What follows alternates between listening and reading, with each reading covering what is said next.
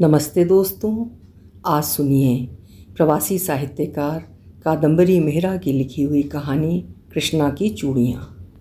कादम्बरी मेहरा जी का नाम ब्रिटेन के उन प्रवासी कथाकारों के साथ लिया जाता है जिन्होंने पिछले दशक में अपनी उपस्थिति से समस्त हिंदी साहित्यकारों का ध्यान अपनी ओर खींचा। अंग्रेजी साहित्य से स्नातकोत्तर उपाधि लेने के बाद वे लंदन चली गईं, जहां अध्यापन को अपना कार्यक्षेत्र बनाया और 25 वर्षों तक इससे जुड़ी रहीं। अवकाश प्राप्ति के बाद भी वे कहानी और उपन्यास की दुनिया में सक्रिय हैं। प्रस्तुत है उनकी कहानी कृष्णा की चूड़ियाँ, मेरी जुबानी। मैं हूँ सीमा सिंह। कुसुम को नए साल से पहले पहले कानपुर पहुँचना है। भाई की इकलौती बेटी शुभा की शादी तय हो गई है। सर पर से माँ का साया वर्षों पहले उठ गया था। शादी की तैयारी शुभा कैसे कर पाएगी? नानी के घर से मामा और मामी आएंगे, पर वे पुराने विचारों के लोग ठहरे। कुसुम को कम से कम 15 दिन पहले तो पहुंचना ही चाहिए। दिक्कत ये है कि दिसंबर में भारत की सीट मिलना बड़ा मुश्किल होता है। इमरजेंसी में बुक करने के दुगने दाम। कुसुम ने पड़ोसी को अपनी परेशानी बताई तो वो चहक पड़े। देखो जी, मैं इंतज़ाम करा दूंगा। हमारे निरंकारियों का भंडारा हो रहा है, बहुत लोगों ने जाना है। प्लेन चार्टर करेंगे, विच्चे सी तुसी भी लग जाओ। कुसुम को जगह मिल गई, दाम भी ज़्यादा नहीं देने पड़े। प्लेन कुछ अजीब सा था तो बोइंग, मगर उसमें कोई क्लास नहीं थी। आगे से लेकर पीछे तक एक सार। कुसुम के सामने 2 विशाल शीशे की खिड़कियाँ थीं। ऑयल के दूसरी तरफ बैठे जोड़े ने हेलो कहा और बताया कि ये नई एयरलाइन शुरू हो रही है। प्लेन रूस से सेकंड हैंड खरीदे गए हैं। अपना नाम उन्होंने नईम और राशिदा बतलाया। कुसुम ने अपने सारे देवता परिवार को याद किया और अपने गुनाहों की माफ़ी मन ही मन मांगी। आज बचे तो कल होगी, राजी खुशी पहुंचा देना भगवान। बैठने के 10 मिनट बाद उसके साथ वाली सीट पर एक मझोले कद का व्यक्ति आ बैठा। प्लेन चलने में देर हो रही थी। वो शायद आखिरी यात्री था। उसके आते ही प्लेन घुरघुराने लगा। उसके हाथ में एक नहीं 4 अदद हैंड बैगेज थे। सब उसने पाँवों के सामने अड़ा लिया। कुसुम को पैर खिसकाने पड़े। उसने कोई प्रतिक्रिया नहीं दिखलाई। गंवार, कुसुम ने सोचा। इसके बाद इत्मीनान से अपना अनोरक उसने उतारा। अपने ब्रीफकेस में से एक प्लास्टिक का खूब बड़ा बैग निकाला। उसे सहेज कर बैग में रखा। अनोरक के नीचे उसने जॉगिंग सूट पहन रखा था, उसे भी उतारा। उसी एहतियात से तहाया और बड़े बैग के हवाले किया। अब वो अपनी पतलून के मैचिंग सूट में खड़ा था। बाकायदा टाई भी लगाई थी। प्लेन के अंदर खासी गर्मी थी। सामने कांच की खिड़कियों से सुबह 11 बजे का सूरज आंखों को तकलीफ़ दे रहा था। उस आदमी ने अपना ग्रे जैकेट भी उतार दिया, उसे भी तहाया। प्लास्टिक के बैग में अब गुंजाइश नहीं थी। 2-1 मिनट सोचता रहा, फिर शनील के कंबल के पैकेट की जिप खोलकर उसे करीने से अंदर बिछा दिया और जिप बंद कर दी। फिर वो बैठ गया। अब वो पूरी बाँह का स्वेटर पहने नज़र आया। 2 मिनट बाद ये भी उसे ज़्यादा समझ में आया तो उसे उतार कर ब्रीफकेस में ठूंस लिया और बोला, ये तो मेरा अपना है, किसी ने मांगा तो भी दे सकता हूँ। अनायास कुसुम ने सिर हिलाकर उसका समर्थन किया, जैसे इतनी देर से वो कुसुम से ही कह सुन रहा हो। इतने में परिचारिका ने आकर उसे पेटी बांधने और बैठने को कहा। उसी ने सारा सामान सामने दोनों खिड़कियों के बीच बनी एक चोर अलमारी में सहेज दिया। कुसुम ने मन ही मन भगवान का शुक्र किया, क्योंकि पाँव रखने की तो जगह ही नहीं बची थी। ऊपर कोई शेल्फ नहीं बना था। अगर ये नॉर्मल प्लेन होता तो यहाँ पायलट की केबिन होती। वो अब इतना मोटा नहीं लग रहा था। उसने जूते उतार दिए और सीट बेल्ट टटोलने लगा। कुसुम ने उसकी मदद की तो झेपा झेपा मुस्कुराया और पंजाबी मिश्रित हिंदी में बोला, सॉरी मैडम, ज़रा सामान ज़्यादा हो गया, की करा, मेरा टब्बर बहुत है। सबदी फरमाइश, नाले में 20 साल बाद पिंड जा रहा। हाँ, भारतवासी जहाँ तहाँ अपनी राम कहानी सुनाने लगते हैं। कुसुम ने औपचारिक हाँ हूँ करके अपनी दृष्टि हवाई कंपनी की पत्रिका में गड़ा ली। हवाई जहाज़ अब बादलों की सरहदें पार कर नीले आकाश में था। वो स्वयं ही कहने लगा, मैं तो जी पंडित हाँ, तुसी मैनू टीचर जी लगते हो। कुसुम को उसकी सरलता पर हंसी आ गई। नहीं जी, मेरा पोस्ट ऑफिस है। फिर भी हो तो पढ़े लिखे, मैं तो 10वीं भी नहीं कर पाया। की करदा, गांव में मुंडा हाथ पैर निकाल ले तो उसे खेत पर भेज देते हैं जी। मेरे से बड़ी 3 बहना ब्याहवन वालियाँ थीं, पढ़ाता कौन मैनू। वैसे हम रज्जे पुज्जे लोग थे, जमीन संतरे का भाग, तेल की घिरनी, गाय भैंसा, ओजी बड़ा कुछ। कुसुम चुपचाप सुनती रही। परिचारिका जूस ले आई। नईम और राशिदा कुसुम से हिंदी में बातें करने लगे। पंडित जी को लगा कुसुम उनको टाल रही है। वे बीच बीच में प्रश्न पूछते रहे। कुसुम ने बताया कि उसे शादी में जाना है। शुभा विवाह के बाद ऑस्ट्रेलिया चली जाएगी, जहाँ उसे नौकरी मिल गई है। उसका पति तो पहले ही वहाँ काम कर रहा है। पंडित जी ने यह सुनकर लंबी सांस ली। बस जी, कुछ ना पूछो, बेटियां जन्मती कहाँ हैं और जा पड़ती कहाँ हैं। मेरी बहना भी परदेश भी आ गई जी। मेरी माँ ने पहली बार तो रो रो कर आसमां सड़ते चुक लेता, मगर मेरे बाबू ने समझाया कि भाई हमें कोई लंबा चौड़ा दान दहेज नहीं देना पड़ा। मेरी बहन अब अगली बारी आई तो दूजी नू भी अपने देवर नाल ब्याह के ले गई।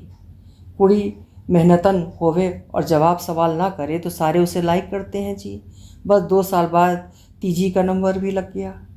कोई पार्टी बर्मिंगो से आई जी, उसे ब्याह के ले गए, बहुत पैसे वाले। सोनी बड़ी सी रह गया मैं। कुसुम को 1 मिनट लगा समझने में कि वो बर्मिंघम में रहती है।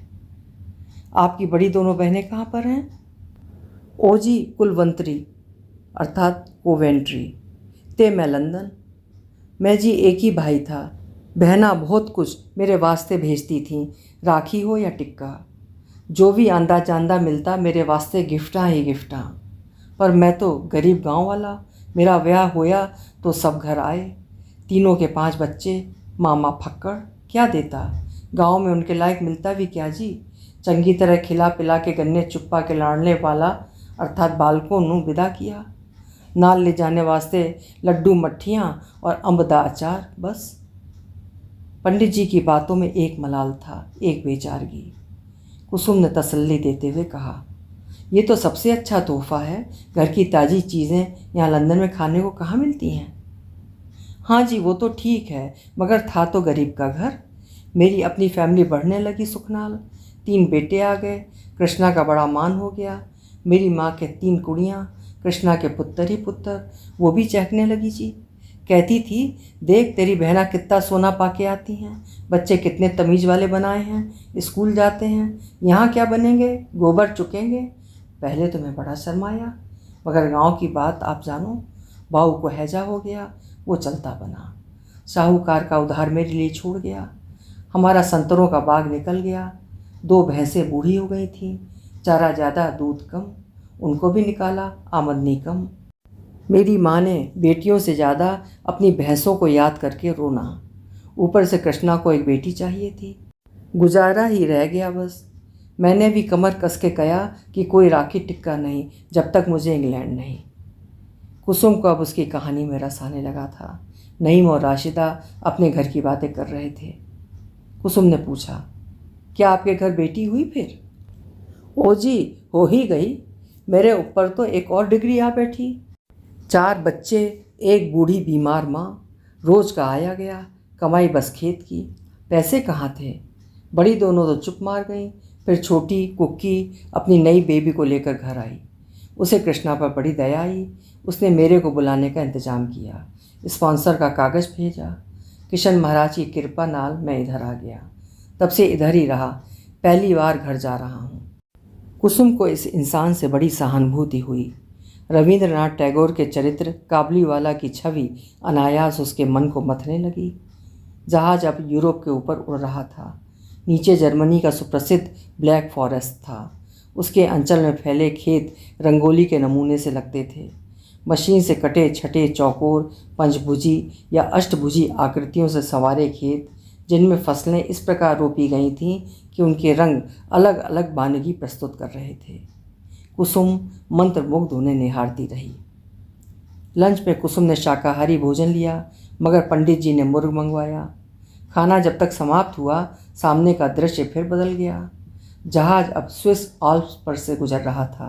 प्रकृति का अभूतपूर्व नज़ारा, नीला आसमान और उसको लगभग छूती हुई बर्फानी चोटियाँ। नीचे बर्फ से ढके हुए असंख्य पर्वत एक दूसरे में उलझे अटके से। उन पर उड़ते बादलों के साए अजीब अजीब शक्लें फेंक रहे थे, जिन्हें पढ़ती हुई कुसुम जाने किस स्वप्न लोक में विचरने लगी। कभी लगता वो सामने पड़ी बर्फ को हाथ बढ़ाकर उठा लेगी, तो कभी लगता खाई में गिरने वाली है। कभी लगता कि जहाज सामने वाला पहाड़ से टकरा जाएगा, तो डर से दिल धड़कने लगता। मगर ज्यों-ज्यों आगे बढ़ता, पर्वत श्रृंग परे परे हट जाते। सहसा पंडित जी ने उससे पूछा, मैडम जी, ये पहाड़, ये बदल, ये नदियाँ वगैरह क्यों कर बनाए होंगे विधाता ने? कितने बड़े हाथ होंगे किशन महाराज के, हम तो एक घर नहीं बना पाते अकेले। मुझे तो यही नहीं पता कि हवा पानी किधर से आते हैं। कुसुम सरल शब्दों में उसकी अज्ञानता दूर करने लगी। नईम साहब व्यंग से बोले, लीजिए, आपने तो ज्योग्राफिया की क्लास ही खोल ली। ओ पंडित, इंग्लैंड में एडल्ट्स की क्लास भी होती है, वापस आके नाम लिखा लेना। कुसुम हंसकर चुप हो गई। पंडित जी बोले, क्या करूं जी, मुझे चंगी तरह अंग्रेजी भी नहीं आती। कुसुम को अचरज हुआ। अरे 20 सालों में आपने क्या किया? बस जी पूछो मत। पहले आया तो बड़ी बहन के घर टिका, जीजे ने काम दिलवा दिया। एक गोदाम था, उसमें झाड़ू लगानी, सामान उठाना। एक दिन गोरों ने आप ही चोरी कर मारी। मैं सवेरे सबसे पहले पहुंचता था जी, जाकर देखा कि ताला टूटिया पड़ा है, ते शटर अद्धा ऊपर। मैनू शक पड़ गया, कीचड़ वाले बूट दे निशान अंदर वीआरवी। मैं डर गया, मुड़कर घर वापस आ गया। बहन ने पूछा तो मेरा बोलना निकला डर के मारे। जीजे ने देखा, समझ गया कि खैर नहीं। पूछा, तू अंदर तो नहीं गया? मैं कहा, नहीं जी, मैं तो दूर से देख के वापस आ रहा हूँ। बहन दा पुत्र अंग्रेजी में बोला, you run away mama, go anywhere but not here. मैं दूजी बहन के घर भाग के कुलवंतरी अर्थात कोवेंट्री पहुंचा। उधर कुछ दिन छुपा रहा। फिर जी उसने मुझे अपनी जिठानी के घर लंदन भेज दिया। डरा तो मैं बहुत, मगर मेरा नाम नहीं लगा, ना कोई इंक्वायरी हुई। करते तो आप मरते, क्योंकि मैं तो इल्लीगल कम कर रहा था जी। रोज़ दा 3 पौंड थे सारा दिन। मैंने किशन महाराज दा शुक्र किया। लंदन में बेगाने घर बैठ के रोटी तोड़ने का तो कोई मतलब नहीं था। पास ही बैच अप रोड पे बड़े अस्पताल के सामने मार्केट लगती थी, उधर अपने बंदे बहुत। मुझे बक्से उठाने का काम मिल गया। कुसुम पोस्ट ऑफिस की मालकिन ठहरी। बैच अप रोड नहीं समझी, कहाँ होगा? फिर से पूछा, कौन सा अस्पताल? पंडित जी ने बताया, ओ जी सबसे पुराना। फिर उधर से पेटीकोट मार्केट आ जाती है। ओहो, आपका मतलब है वाइट चैपल रोड? हाँ हाँ जी, वही। जरा अंग्रेजी नाम ठहरे, मुश्किल लगते हैं जी। अपने लोग तो सारे पिंडू ठहरे, ऐसे ही बुलाते हैं। बस जी, दाता की मेहर हो गई। 2 दिन इधर, 2 दिन पेटीकोट लैंड मार्केट, 2 दिन ब्रिक लैंड। विच एक दिन मेरा नहाना धोना जी, पब्लिक वाले बाथरूम में नहाता था जी। पराए घर समाई जरा कम ही थी, पैसे घर भी भेजने लगा था। एक दिन एक मुसलमान भाई मिल गया, उसका होटल चलता था उधर ई मार्केट के पास।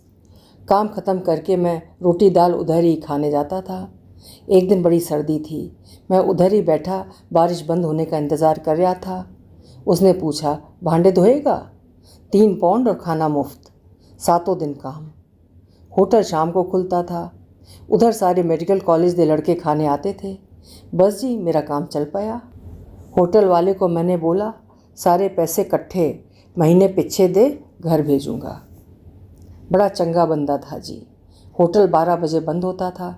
एक दिन रात को घर जा रहा था, 2 काले लफंगों ने मुझे धक्का देकर गिरा दिया। सीने पर छुरा रख कर पैसे निकलवा लिए। फिर जी मारा पीटा, मैं बेहोश हो गया। सुबह अस्पताल में पड़ा था। पुलिस का आदमी पूछताछ करने आया। मैंने बहन की जिठानी का पता नहीं बताया। जी, हम हिंदू लोग शर्म वाले होते हैं। मैंने बताया कि मैं दोस्त को मिलने होटल गया था। होटल का नाम बताया तो वो असलम मालिक को बुला लाया। जी, मैंने ये नहीं बोला कि मैं उसके यहाँ काम करता हूँ, लीगल जो ना हुआ। बड़ा भला आदमी था असलम। वो मुझे अपने डेरे पर ले गया। उसको मैंने बोला कि काली आँख और फटा होठ लेकर शरीफों के घर कैसे मुँह दिखाऊं? बहन की ससुराल है। असलम ने उन्हें फ़ोन किया कि रात को इधर पार्टी थी, सो काम ज़्यादा था। मेरी बहन की जिठानी औखी अर्थात गुस्सा होने लगी। असलम को भी गुस्सा आ गया। उसने मुझे कहा, जा अपना सामान इधर ही लिया पंडिता, रात होटल में ही सो जाया कर, बहुत जगह है। बस जी, मैं उधर ही पे रहा। होटल का ही बच्चा कुचा खा लेता था। एक दिन असलम ने ज़रा ज़्यादा चढ़ा ली जी, मुझ पर बरसने लगा। साले पंडित, धर्म कर्म के नाम पर रोज़ घुंघनियाँ खाता है, दाल खाएगा तो भी चने की। साले पिछले जन्म का घोड़ा है तू। हिंदुस्तान में बड़े बड़े मिनिस्टर मुर्गे की टांग पर ईमान की बाजी लगा देते हैं। कभी तूने किसी बड़े होटल में जाके देखा कि सब खाने में क्या मंगाते हैं? ऐश करते हैं, ऐश। तू इधर ढोंगी पाखंडी बना, धर्म वाला बना है। मैं कौन सा तुझे गाय का मांस खाने को कहता हूँ? सबसे सस्ता मुर्गा पड़ता है यहाँ, तू भी खा के ऐश कर, वरना साले ठंड में तू आप कोकड़ा बन जाएगा। तुझे टीबी और गठिया हो जाएगा। सवेरे 2 उबले अंडे जेब में ले जाया कर। चल बैठ सामने और एक बरांडीदा पैग लगा, नाक बहाता फिरता है। मैंने भी सोचा, ये सब कुछ खाता पीता है, इसका भी धर्म है। अंग्रेज़ सब कर्म करते हैं फिर चर्च जाते हैं, हम मंदिर जाते हैं तो खाते पीते क्यों नहीं? बस जी, उस दिन मैंने शराब भी मुँह लगाई और मुर्गा भी खाया। फिर हौले हौले बनाना भी सीख गया।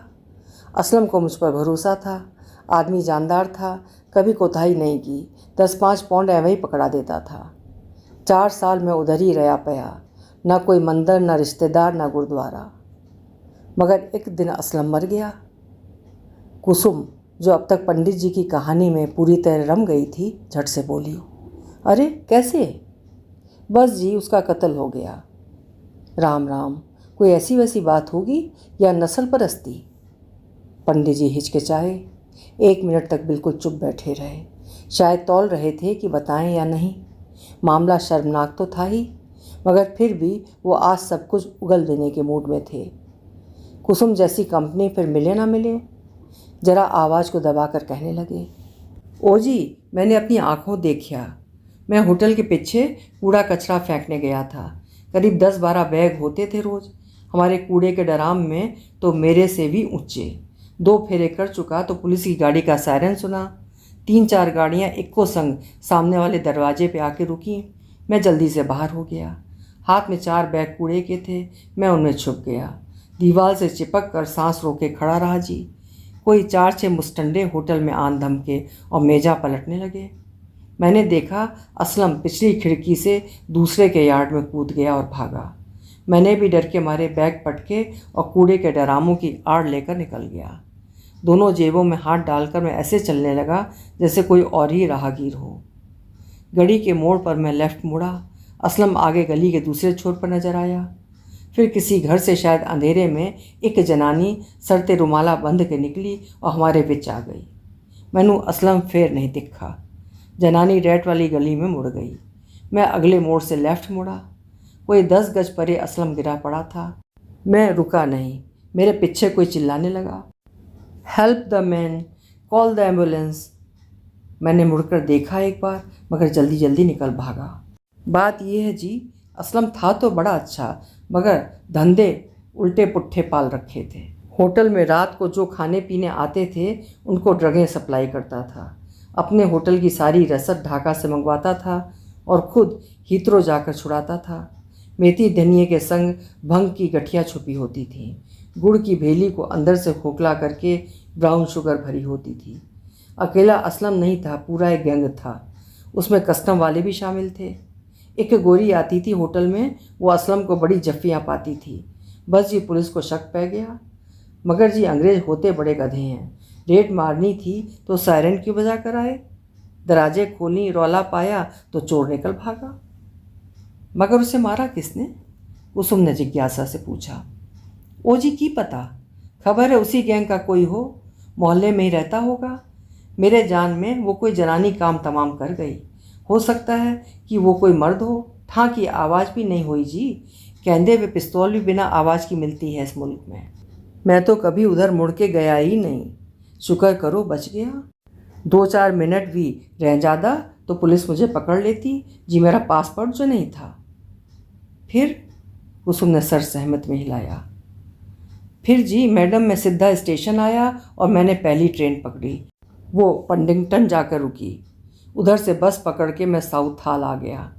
दिल मेरा धड़ धड़ कर रहा था, मगर ऊपर से मैं कूल बना रहा। अंदर से कृष्ण महाराज से 100 माफ़ियाँ मांगी। सारे बुरे काम याद कर करके भगवान गिनाए कि कोई पाप बच ना जाए माफ़ी से। ड्राइवर कोई अपना ही बंदा था। मैंने कहा मंदिर जाना है। रात के 10 बज चुके थे। उसने लेडी मार्गरेट रोड वाले मंदिर उतार दिया। मेरी किस्मत से अंदर बत्ती जल रही थी। खड़काने पर दरवाज़ा खुल गया।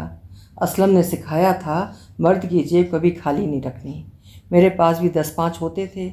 एक भाई ने दरवाज़ा खोला। मैं रो पड़ा। बताया कि कालों ने मारा है, सवेरे चला जाऊंगा। उसने सीढ़ी के पास जगह दिखा दी, कंबल भी डाल दिया। सवेरे 4 बजे पंडित ने जगाया। मैंने पैर छू के मत्था टेका, उधर ही नहाया। बताया कि मैं भी पंडित हूँ जात का। नहा धो के मैंने मंदिर में सेवा की थोड़ी बहुती। उस दिन भंडारा था किसी का। भंडारे में मेरी दोस्ती स्वामी जगत राम से हो गई। वो मुझे अपने डेरे पे ले गया। जी वो 10 जने एक कोई कमरे में रहते थे। रात को गद्दे बिछा लेते थे, दिन को एक पासे कर देते थे। खाना पीना कभी गुरुद्वारे तो कभी मंदिर, नहीं तो रॉक्सी होटल में। रॉक्सी तो हम भी जाते हैं, खाना अच्छा होता है। ओजी गुरुद्वारे भी बड़ी सेवा होती है। एक जनानी सिंधी है, सवेरे 4 बजे से रोटियां लगाती है मक्की की, नाल दाल। जिन मजदूरों ने पहली शिफ्ट काम पे पहुंचना होवे वो सब उधर खा के और लंच का डिब्बा नाल पैक करा के ले जाते हैं जी। सारा कुछ फ्री। हाँ, मगर कमा के लाते हैं तो चढ़ाते भी तो हैं। जगत राम ने मुझे बताया कि वो सब उत्तर काशी के बाबा त्रिशूल वाले सच्चिदानंद के चेले थे। इधर हम काली का मंदिर बनाएंगे। मुझे तो जी ते रात को सर छुपाने की जगह चाहिए थी, सो मैं उधर ही ठहर गया। उन सब ने रोज़ काली माता की पूजा करनी, फिर खा पी के काम पकड़ना। हम सवेरे 7 बजे कैंग स्ट्रीट अर्थात किंग स्ट्रीट लाइन लगाते थे। एक अंग्रेज ने आना ते सबनू काम देना। बताना पड़ता था कि भाई की करना आता है। मुझे पूछा तो जगत राम बोल पाया, एवरीथिंग नो। मैंने सीमेंट मिक्सर ते लगा दिया। दूजा बंदा भी उधर कोई अपना था, वो समझ गया नया आया है। उसने परात भर भर के मसाला मुझे पकड़ाया, फिर मिक्सर चलाना भी सिखा दिया। 5 साल मैंने मजूरी की, पैसा बनाया, बराबर घर भेजा। मुझे जी सब काम आ गए। दीवार बना लेता हूँ, प्लम्बिंग कर लेता हूँ, नलके वलके सब। बस जी जब सन 2000 आया तो रानी का फरमान आया कि जो 10 सालों से इधर है उसे माफ़ी दे दो, वो इधर रह सकता है। जगत राम ने बोला कि तू भी चेला बन जा तो तेरी अर्जी भी हम लगा देंगे। मैं मान गया। इधर सब धर्मों को अपनी शाखा खोलने की इजाज़त मिल जाती है। हमने भी एक मंदिर हौसलों में अपना बना लिया है, भैरों ते काली माता दा। वैसे भी हमने कई मंदिर मुफ्त बनाए। हमारे गुरु का फरमान है, सब धर्मों के मंदिर मुफ्त बनाओ। हमारी पूरी टीम जाकर कार सेवा करती है। अभी 6 साल से मैं मंदिर में ही रहता हूँ। नया बना है इधर ईस्ट एंड में। बड़ा मेहनत तो कोई और है, मगर मैं सफाई सेवा करता हूँ। वो लोगों के घर पूजा कराने दौड़ जाता है तो मंदिर में मैं ही देखता हूँ। थोड़ी बहुत पूजा मंत्र आते हैं मुझे। स्कूल में आर्य समाज था ना, उधर गायत्री मंत्र बुलवाने थे प्रार्थना में, और भी मंत्र सीखे थे। ऐसे पंडित ने 2-4 बातें सिखा दी कम की, सो मैं चल निकला। वाह, फिर तो आपने बड़ी तरक्की कर ली। बस जी किशन महाराज की मेहर है, चढ़ावा बहुत आ जाता है। हमारे महंत जी मरे का नहीं लेते। एक बंदा आया गुजराती, बोला माँ मरने वाली है, गौदान करना चाहती है। महंत जी ने कहा जो श्रद्धा हो दे दो, हम गऊ खरीद कर बामन के घर भेज देंगे। सो वो पैसे दे गया। महंत ने कहा तू घर भेज दे और गऊ खरीद ले। मेरी 80 साल की माँ तो खुशी से रो रो पड़ी जब उसे नवी गऊ मिली। जब कोई मर जाता है महंत मुझे क्रियाक्रम कराने भेज देता है, छोटी पूजा होती है। ओ जी इधर लोगों को मंटर शंटर नहीं आते, बस अंड शंट मैं भी भेड़ लेता हूँ। खाने को भोजन दक्षिणा बहुत। महंत ने ई सिखाया कि जो पैसा गले में डाले वो मंदिर का, जो तुझे चढ़ाए वो बांट लेंगे। मैं बड़ी गिफ्टां घर भेजियाँ जी। मेरे 3 पुत्र भी आ गए। मैंने बिजली वाला पंप लगवाया। मेरा बड़ा बेटा बहुत अक्लमंद है, इस बार संतरों का पेड़ लगाऊंगा। अब तो आपकी बेटी भी ब्याहने लायक हो गई होगी। हाँ जी, पर वो तो कोई प्रॉब्लम नहीं है, उसे इधर ही ब्याह देना है। मेरी बहनों ने कई मुंडे बताए हैं जी, उनके अपने फैमिली वाले ही हैं जी। पंडित के स्वर में गर्व भरा था। कुसुम से नहीं रहा गया। बोली, पंडित जी आपके पास पैसा भी हो गया तो भी आप घर नहीं गए? ओ जी, आपको तो पता ही है, आया तो मैं सिर्फ 6 महीने के वास्ते, मुड़ के कभी गया नहीं। मुल्क से बाहर जाता तो पकड़ा न जाता, पासपोर्ट तो था नहीं, इधर वीज़ा नहीं, तो घरवाली को कैसे बुलाता, पैसे तो बराबर घर भेजे। आपकी घरवाली इतने साल से अकेले घर चला रही है, आपको उसका ख्याल नहीं आया? अब कुसुम उसे उपालंब सी दे रही थी। मर्द उसे बड़े स्वार्थी लगते थे, खुद खाते पीते मौज करते हैं और पत्नियां घर बैठी सारा काम करती हैं, अपनी कमाई भी पति देवताओं को पकड़ा देती हैं। पंडित जी शर्मिंदा होकर बोले, कैसे बुलाता जी, उसका उधार जो बाकी था मुझ पर, जब तक उसका पूरा इंतजाम न कर लेता कैसे जाता। दुनिया भर के ज़रूरी कामों में पैसे खर्चे, पुत्रों को अलग अलग कम करा के सेटल किया, ब्याह कराए, खुड्डी चैन वाली बनवाई घर में, घर पक्का बनवाया, चेला बनाने में 2500 पाउंड वसूले त्रिशूल वाले गुरु ने। सब चोर बाजारी के धंधे हैं जी, मैंने मजूरी करके हौले हौले चुकाए। मैं अनपढ़ था, वो पक्के थे, तभी तो मैंने उन्हें छोड़ दिया। अब थोड़ा हाथ खुला तो रकम जोड़ पाया। कृष्णा का उधार चुकाए बिना उसे क्या मुंह दिखाता। पत्नी का कैसा उधार पंडित जी? पंडित जी का सारा अभिमान जैसे रसातल में डूब गया था। बेहद झेपे से आवाज़ को नीची करके बोले, बात ही कुछ ऐसी थी मैडम जी। जब मैं लंदन आया था तब मेरे टिकट और वीज़ा के पैसे कृष्णा ने अपनी चूड़ियाँ बेच कर दिए थे। मैंने जी इतना नीच कर्म किया कि औरत की चूड़ियाँ बिकाई।